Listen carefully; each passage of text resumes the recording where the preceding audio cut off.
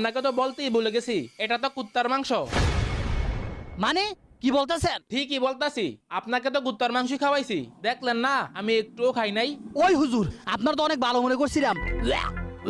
আপনার মনের ভিতরে শয়তানি আছিল। হুজুর আপনি দাঁড়ান, আজকে আপনার খবর আছে। কিরে সভাপতি এমন করতেছে কেন? চল তো যায় দেখি। সভাপতি সাহেব, আপনি তো চিল্লাচিল্লি করতেছেন কেন? আরে হুজুর জানোস কি করছে? আমার আজকে কুত্তার মাংস খাওয়া হয়েছে। এই, তোরা হাসতেছিস কেন বেয়াদবের মতো?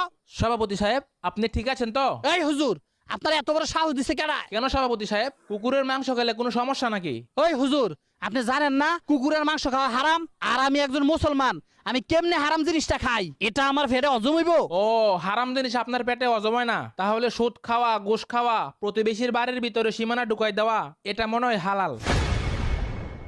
আপনি কি বলতে চান? শোনেন সভাপতি সাহেব,